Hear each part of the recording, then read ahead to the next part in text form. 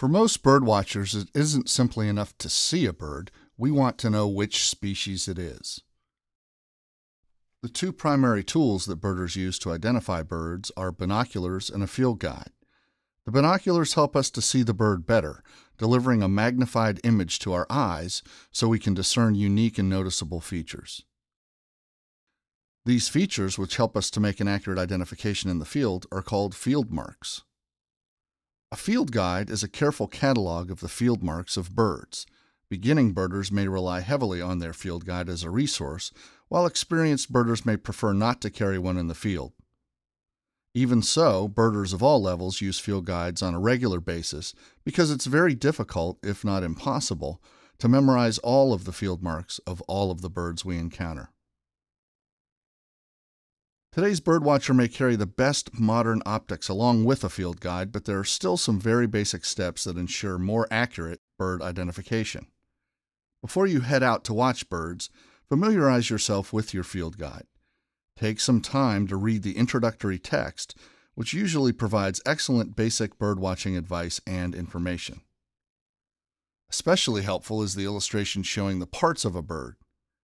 In your birding, you will frequently encounter terminology such as wing bars, tail spots, eye line, and flanks.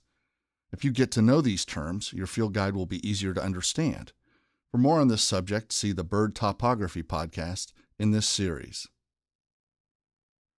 Look through your field guide to familiarize yourself with its organization and content. Read the entry for a bird you already know to get a feel for how the guide's information is presented. Now it's time to head out and find some birds to identify. When you see an unfamiliar bird, lock your eyes and optics on it and watch it for as long as you can, quickly noting its obvious field marks. And if time allows, study the bird for more subtle clues. Resist the urge to reach for your field guide after a brief glimpse of the bird. Sometimes a brief glimpse may not offer enough clues to a bird's identity, and when you look up from the field guide, your mystery bird may be gone. Consider the size of the bird first and compare it to something you know.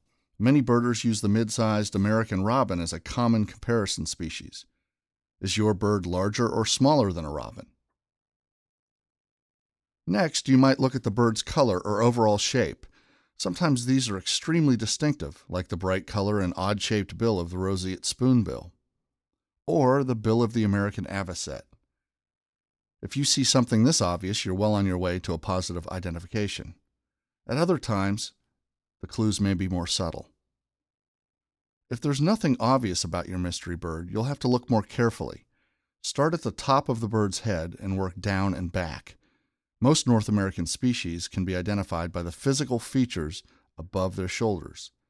The eastern kingbird shows a dark bill, dark head, and a white throat.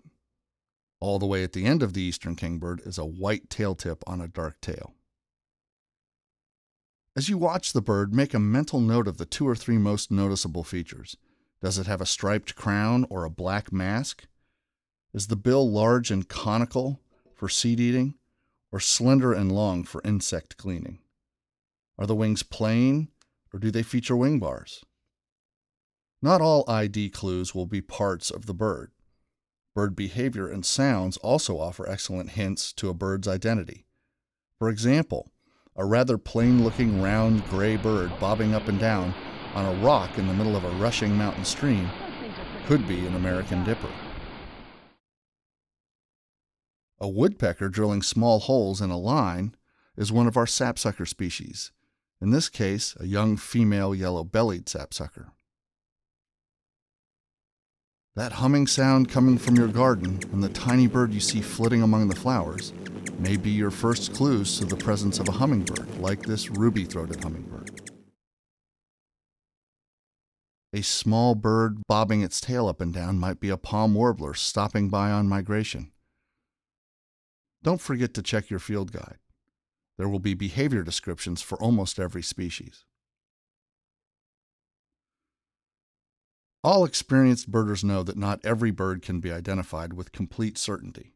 Some birds are too quick for our eyes, too drab or confusing in appearance, or too similar to another species for us to make a 100% certain identification. It's best to let these birds go with the hope that we'll get another chance later.